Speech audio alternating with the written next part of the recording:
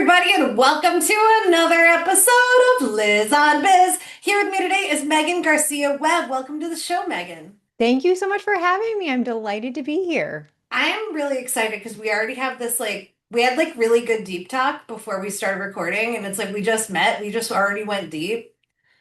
We're You were there. ready for it. You I were was ready like, for let's it. go. You were like, let's do this. But yeah, no, I want to talk about what we were talking about because I think it's an important topic, but let's start by having you tell everybody a little bit more about what you do. Yeah, well, thank you so much for having me. I am a doctor. I did primary care for many years, and then I really pivoted to obesity and weight medicine. So I have a practice in one of the larger academic medical centers in Boston, but then I also opened my own private practice to really address, all the causes that are really the people are really struggling with their weight at whatever BMI that they're at. And I also have a YouTube channel called Weight Medicine with Dr. Megan. So I talk about all things weight all the time.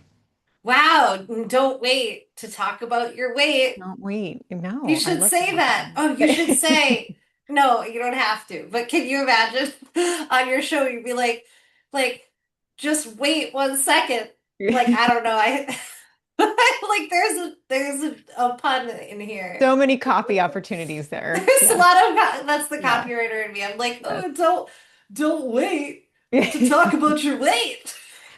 Schedule a call today, and then you do the Right. jazz hands, be Yes. silly. Um, no, so I have 100,000 questions about that. So do you like getting into that world? So you started in primary care, like you said.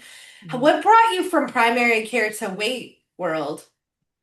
Well, I realized pretty quickly that when you're in primary care, like you by default you do work in obesity medicine. Like you just do because there's so many reasons. Like most of the reasons why people are ill are because of lifestyle reasons. Either people eat too Mm-hmm. much, drink too much, smoke too much, you know, don't take care of their mental health, right? So these are Yeah.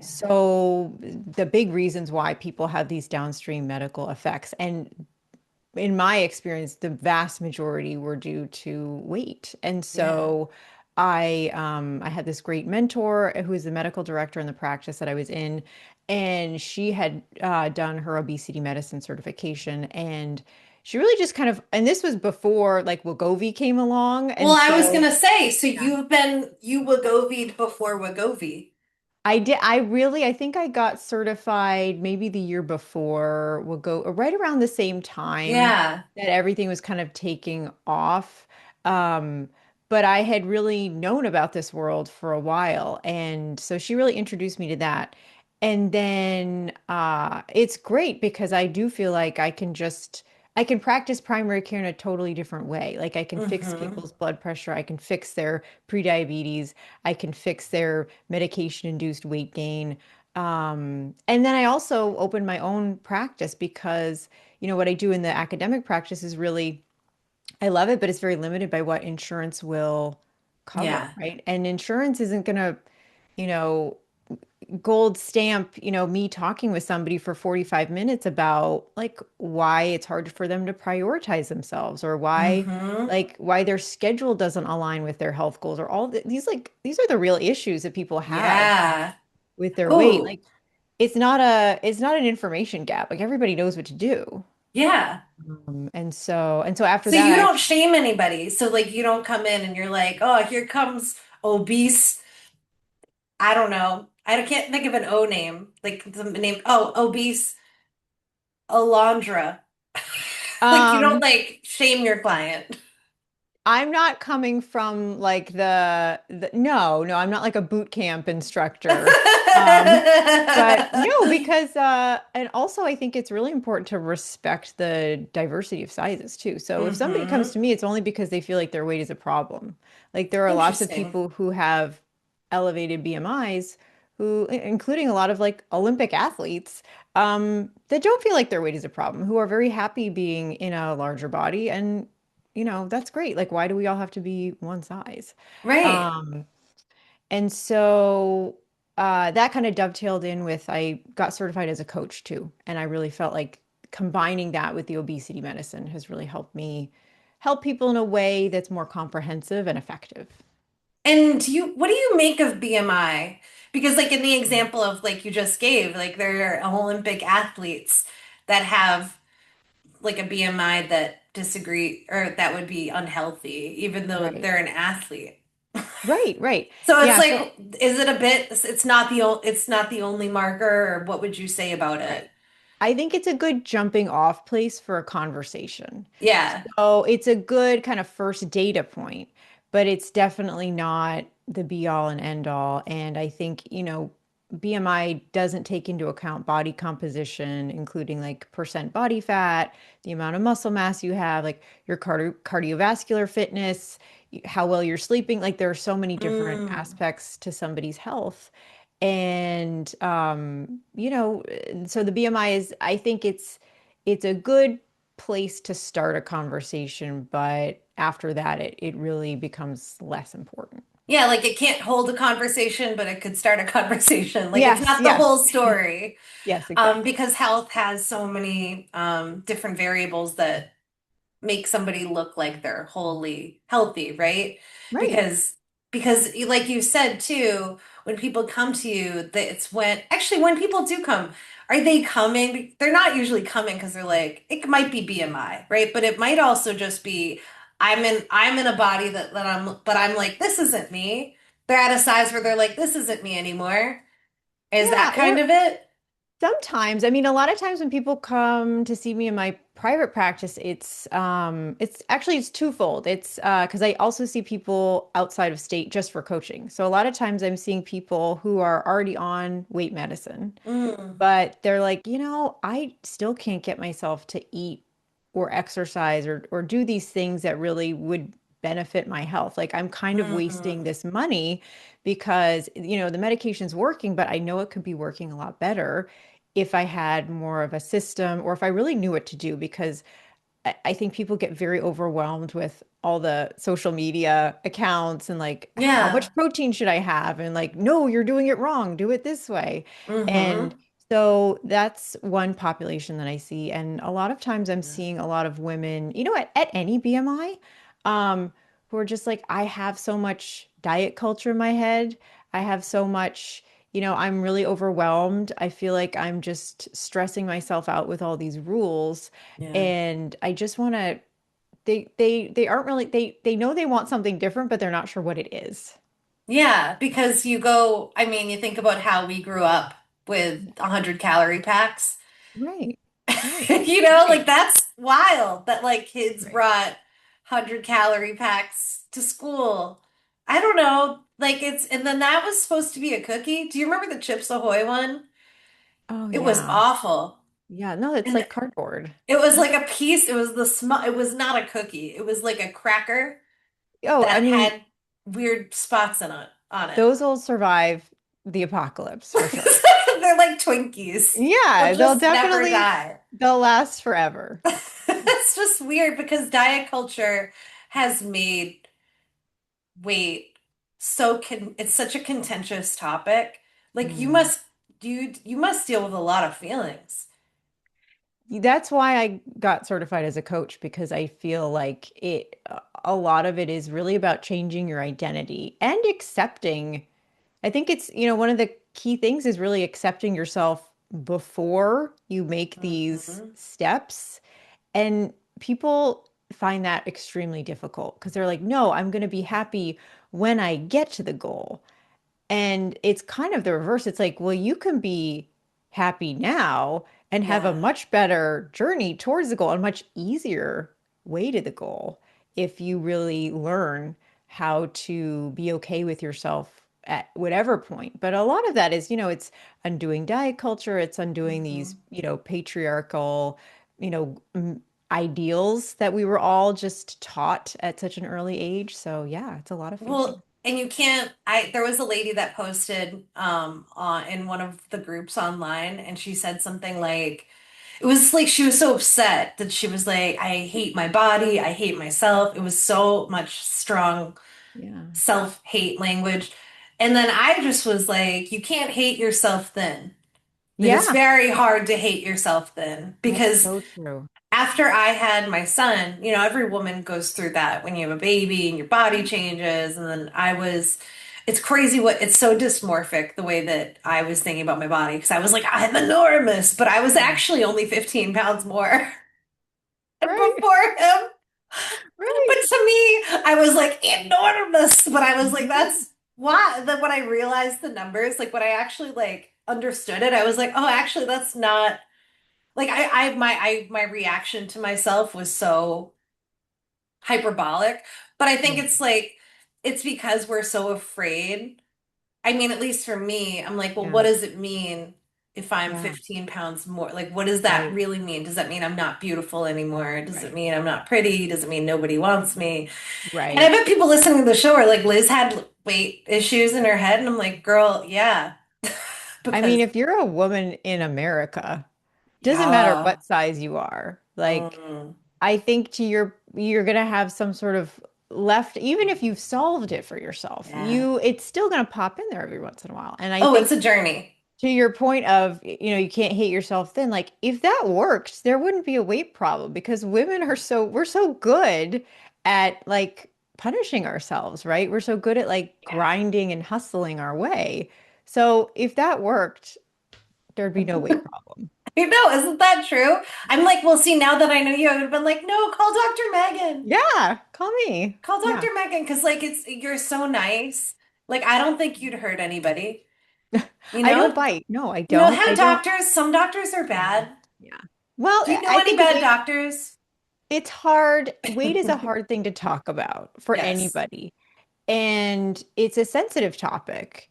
Yeah. And I think especially in medicine, like you don't, if you work in insurance-based medicine, you Yeah. do not have a lot of time to have these conversations that are really important. And so I think it's easy for a lot Yeah. of people to just be like, eat less, exercise more, like just do that. And then like, of course, that doesn't, you're just kind of putting a band-aid over something and giving them advice that they've heard and actually like is not helpful. Yeah. Um, and so much about weight has to do with acceptance and, getting rid of that shame. And Mm-hmm. so if that's where you're starting, it's, you don't want to make it worse. Well, no wonder primary care has such a hard time because you're right, they have no time. They have no time. No, because you Whoa. you have this visit that's a physical, and then, a lot of times people are busy and they're like, well, also, since I'm here, my shoulder hurts. I need a dermatology referral. Like, do I need, there's all these really It's a important lot of stuff. conversations. Yeah. Yeah. And so that's why I love what I do now. And I still see some patients in primary care too, but that's why I love what I do now because I can have these longer, more in-depth conversations and really address what's going on for people. Yeah. Well, and because it's never, like you said, it's not about knowing what to do. It's about what choices you've made, right? With the life that you live. Like, I mean, are you having lunch in your car every day? Yeah. As an Oh my example, gosh. Oh my you gosh. know? There's so many, yes, and I think people don't realize that that's optional. Yeah. I always ask people, like, we'll go through what they're eating, but I always want to know, like, what are you doing while you're eating? Because most, you know, I might pass out if somebody told me, like, I was sitting and I was eating and it was quiet and it was just me and, I There was was a focusing on, candle on the table. right, like I was focusing on my By bodily chewing. cues, I right? thought, wow, this is nice to chew. Very, very rarely do I think when I chew, like, Right. oh, what a great chewing experience. Right. Or like tasting your food. Yeah. So people do the wildest things when they're eating. Yeah. So, and there's no way that you're gonna have a satisfying meal.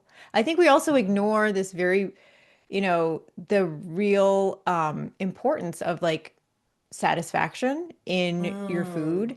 And we are so on both extremes in America. It's like you're either like a hot mess, quote unquote, like convenience food, eating in your car, like Hmm. go, go, go, doing 500 things while you're eating. Or you're in this like grind, hustle, track everything.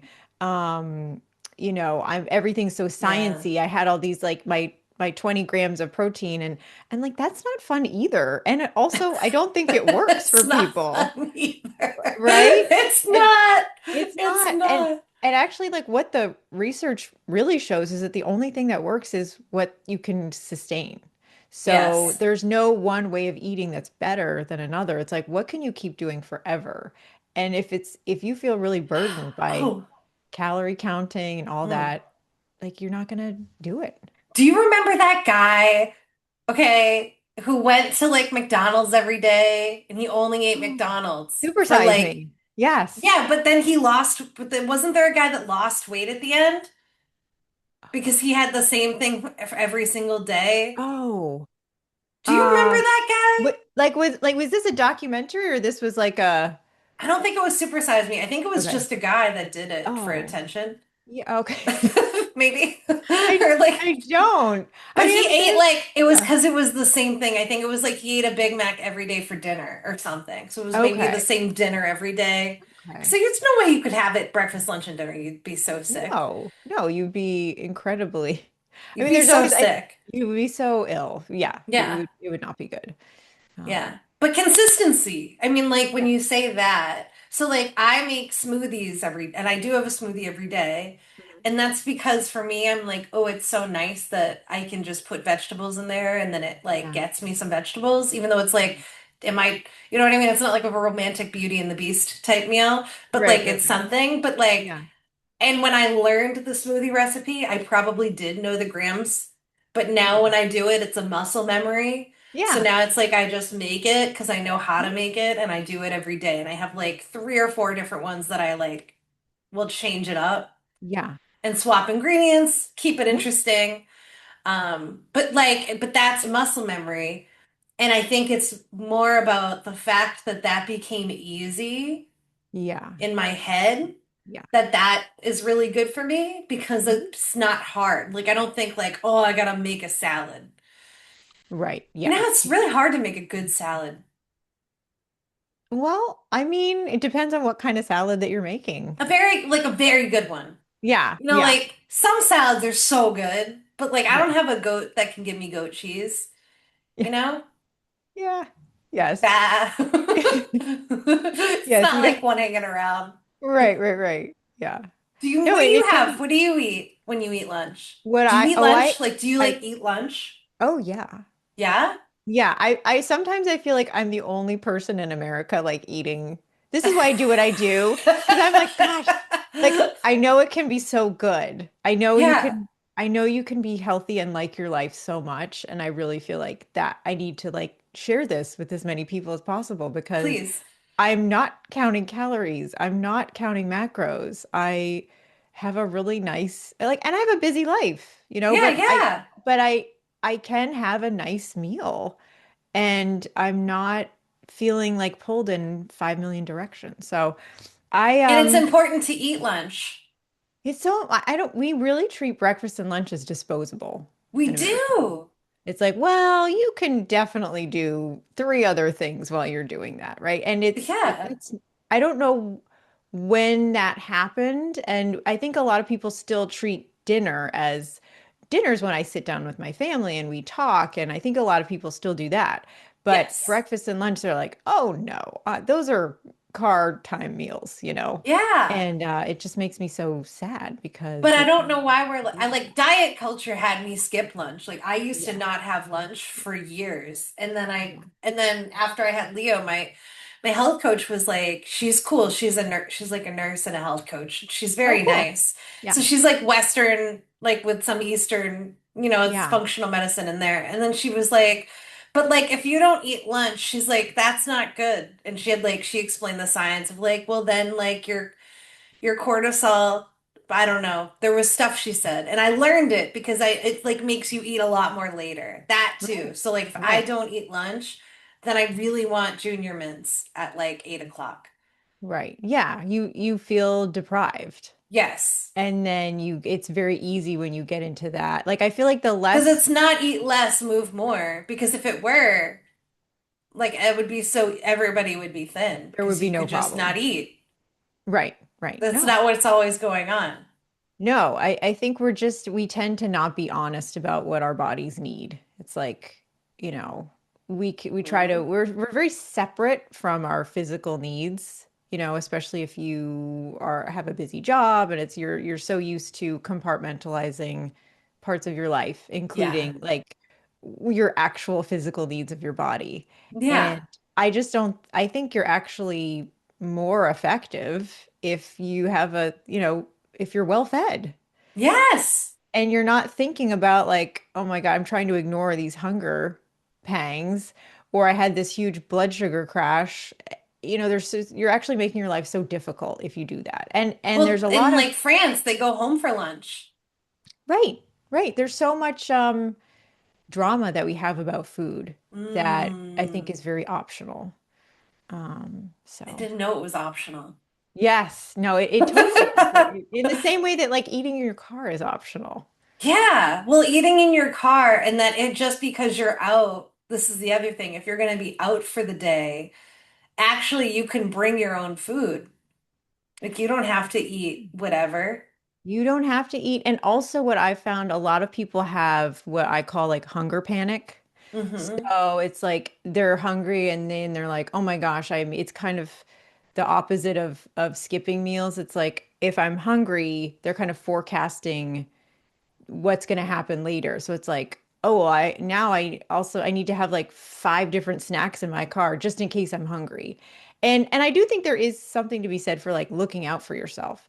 But I Yes. also think that like this hunger panic is so exaggerated because like you're gonna look, we live in America. You're gonna make it home and not like if your pancreas works and you don't have like blood pressure issues, like you're not gonna pass out. You'll be fine. No. Yeah. So I If think a you lot I, of like, it, because I'm like, I only if I don't eat for a really long time do I get weird, yeah. you know?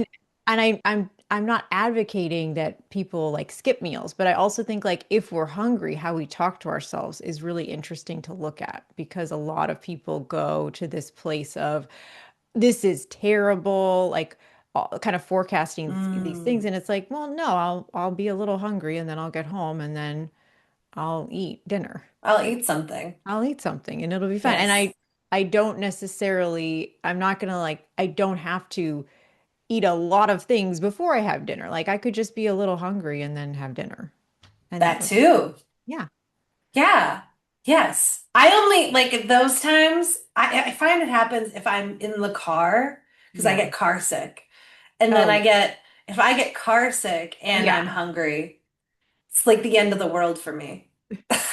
Because Right, I'm right, like my vision gets and then I'm right. leaning my head against the cold of the window. Yeah. I mean, that's a very valid reason That's to a like very be in the valid reason. car, right? Like, Yeah. but That's if I drive, I don't get car sick. Not oh, usually. interesting. If I drive, but if I'm not If you're the driving, passenger. yeah.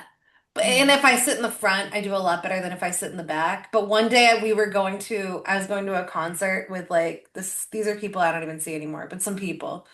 Yeah. And they like couldn't find the venue. And so we were driving around in circles so much. It was like 30 degrees. I had to put all the window all the way down. I was like, Oh I'm my gonna gosh. die. Nightmare. This is how Yeah. I'll die. They're gonna find me and they'll say, how did she die? She This got is what so car sick, she she got so died. car, so that was it. It was That was the end enough of to her. kill me.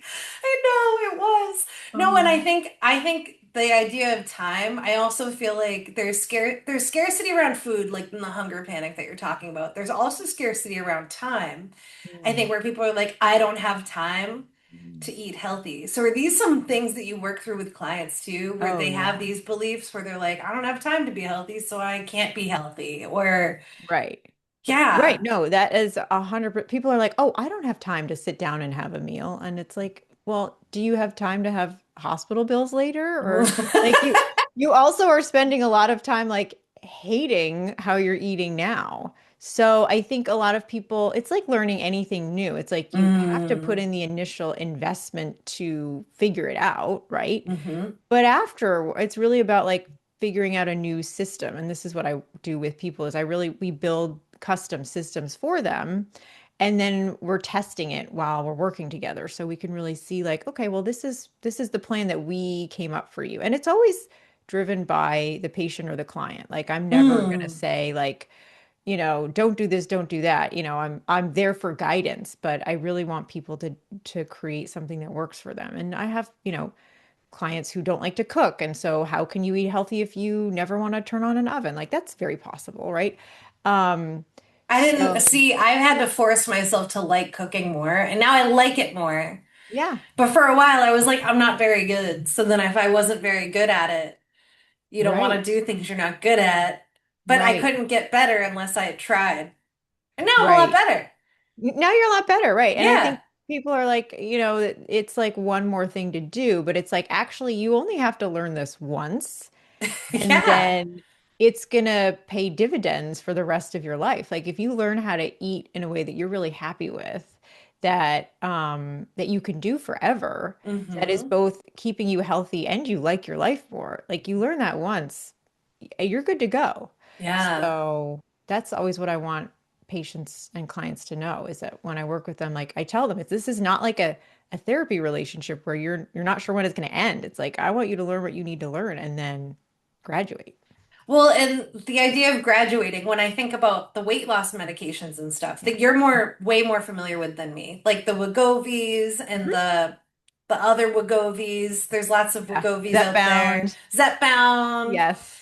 the Mounjaro. mixer ones, yeah, Yep. that one, Yeah. and they're all out there. And then there's some people that are like some people are like, well, you if you go on it, you have to stay on it for life. And then there's some people that are like, I don't want to go on it because I hear that everybody that goes on it, I don't know, grows a tail or something.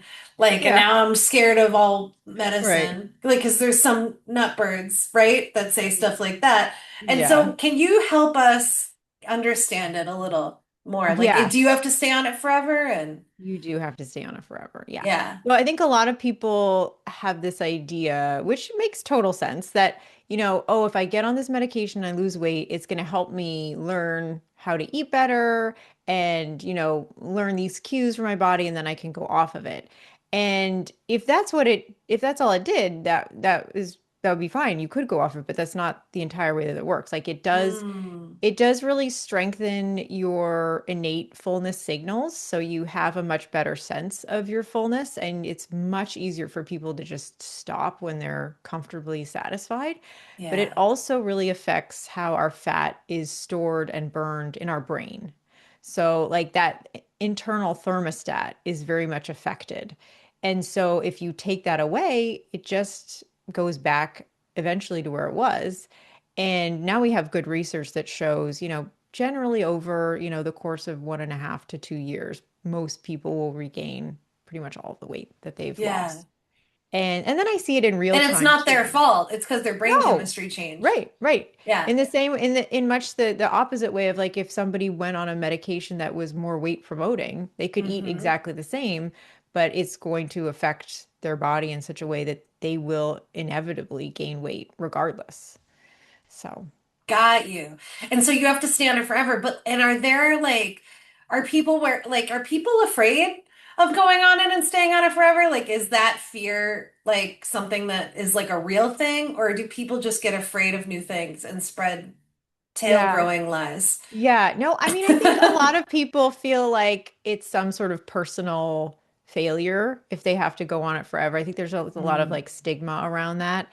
And I don't know. I also think, by the time people get to me, a lot of times they're just so ready for something that works that they're like, I'll do whatever it takes. yeah. So, everybody's, there's a lot of people come to me in a lot of different headspaces, but, and then some people are like, we talk about it and they're like, well, let me try it again on my own. And then sometimes they come back and we start a medication and sometimes they don't. So, Yeah. um, but yeah, I think a lot of people have fears about going on something forever, and a lot of people think, well, this is new, and that's not Hmm. actually really the case because we've had these medications as a class for 20 years. We just haven't used Hmm. them for weight. And so some of the medications are technically new, but the whole way of the class of medications is not new at all. And we've been Right. using them for diabetes for a long time. Right. So they're less new than people think. Yeah, because and that's what I think like when I see people are like, "Oh, we'll find out years from now that I don't Yeah. know. It's gonna kill us all. And I'm Right. just like, is it?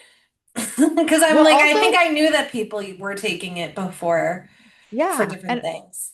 And also, the counter argument to that is like, well, if you don't treat a weight that's really unhealthy, like we know that that's going to kill people, right? We already Yeah. know that like if you have uncontrolled diabetes or you have, it increases your risk of heart attack and stroke and Mm-hmm. joint pain, like so many different types of cancer are the risks are elevated with a higher BMI. So, Mm-hmm. so I think that's something that we don't often think about what the risks are of not treating an Yeah. unhealthy weight.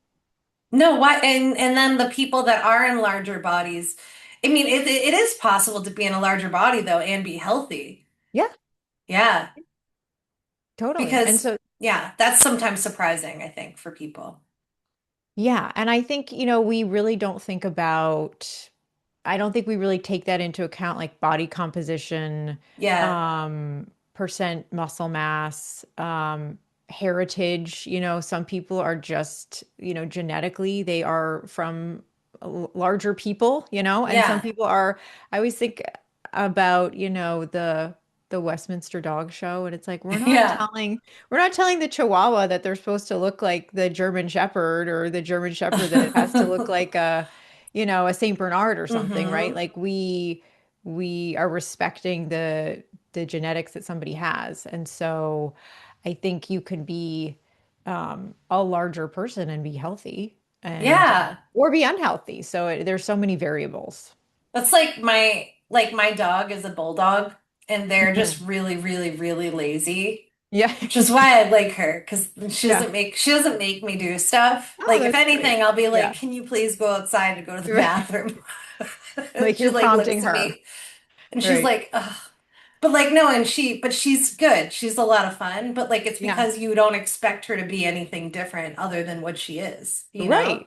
Yeah, exactly. It's like dolphins are really good at like they're really smart, but a dolphin, you know how everybody's like, oh, dolphins are so intelligent, but they're really Yeah. intelligent at dolphin related activities. It's not like you could like hire a dolphin to be your doctor, Correct. you Right. We don't know? expect them to like know anything about trees. No, Right. not usually. Although I met a dolphin, they're really fast. Like, have Oh you ever yeah. seen a dolphin swim? Yes, they are incredibly fast. I Yeah. was like, I was like, I knew you'd be fast, but Yeah. whoa, like it's like it was like Yeah. really, really, really fast, and I was like, Oh oh my my gosh. God, So yeah, it was fun. kind of cool. No, so I'm this has been really, really cool. It's time for me to ask you your last question. For your last question, you know how we were talking before, and I never really got back to it, but I kind of want to tell everybody a little bit about the idea of time. Oh And so yeah. how you Mm. run your, because you have these like like it's not two businesses, but like these Yeah. two roles, right? Yeah. Yeah. So time for you is a thing. It's scarce. Yeah. So what is your relationship like with time? Oh, I have a great relationship with time. It wasn't always this way, Mm, but I think when I started being more proactive with time, and really this started around like coach training because I think the program that they did, it's really about like really taking full responsibility for everything that you do. And so I think a lot of times as busy professional people, we have all these ideas of like, I should do this, I have to do this, and I don't have any of those thoughts anymore because it's really like, no, I planned my day. I know what I'm doing. Like if it's not on there, like there are things that don't get done, but it's because I chose to yeah. not do them. Like it Yes. wasn't as much of a priority for me. So I do feel like planning my week ahead of time is really important. Not like looking, I think it's important to like look at your week and see like what you'd like to do the Mm. next week. But I really believe in like you have this time, you can do whatever you want with it. If you have a job, you can go to it or not go to it, right? Like you could literally do whatever you want.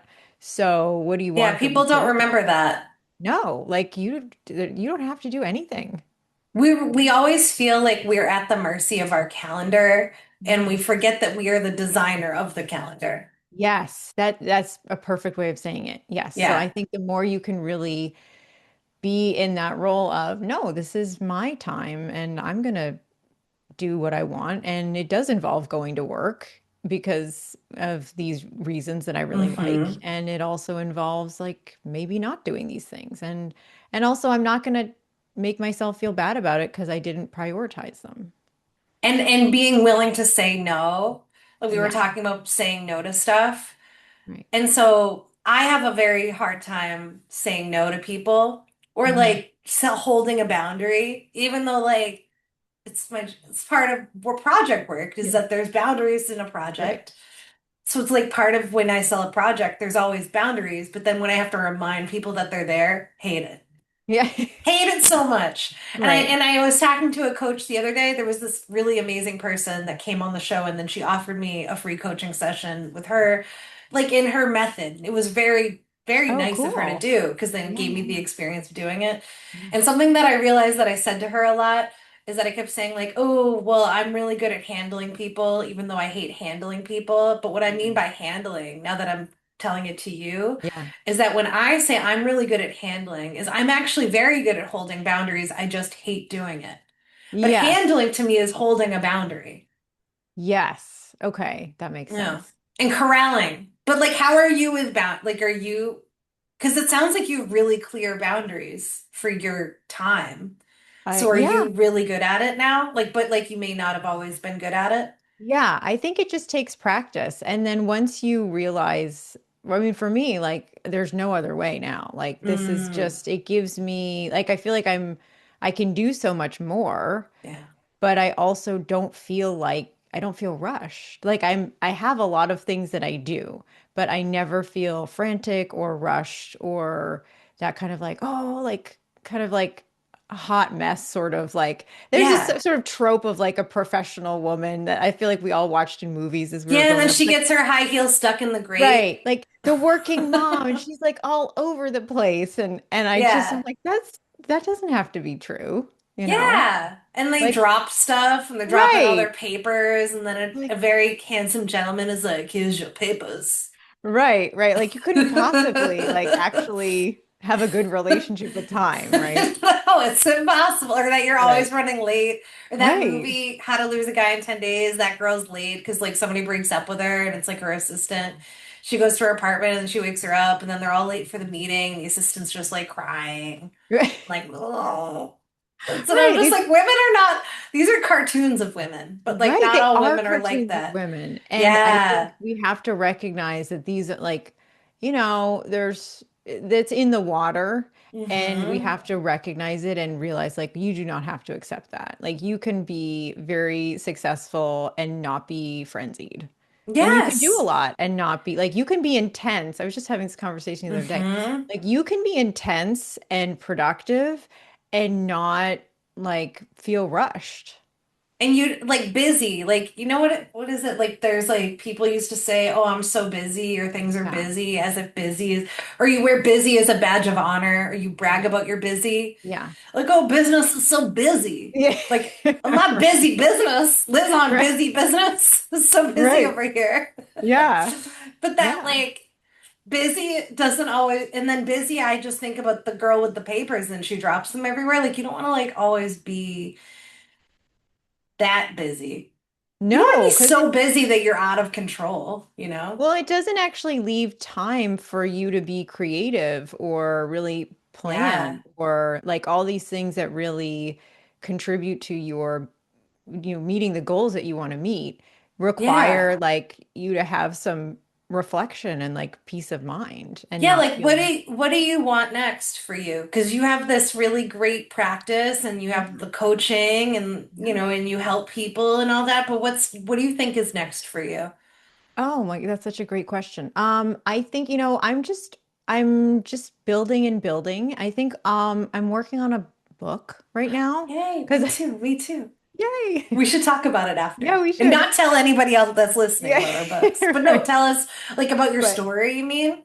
oh, yeah, but I just feel like there's all these kind of systems that I've put in place that I feel like have been so helpful for my clients and my patients. And I think if I can now kind of build this into a book, give Yeah. it, and like that can be a starting point for, for more work that I do, or for, because I'm only one person and I can't see a million people, Yeah. I do feel like there's a different way to interact with food, and it can just be so much better. And so I really just want to spread that as much as possible. I'm excited to check out. Do you have a name for it yet or not yet? It's I still do in not. progress. No, no, it's still Okay, in no pressure. But I no look pressure. forward to your book so much, Dr. Megan. So tell everybody how they can find you online. Yes, absolutely. So you can go to my website, which is weightmediциnemd.com. And I'm also on YouTube. So it's Weight Medicine with Dr. Megan.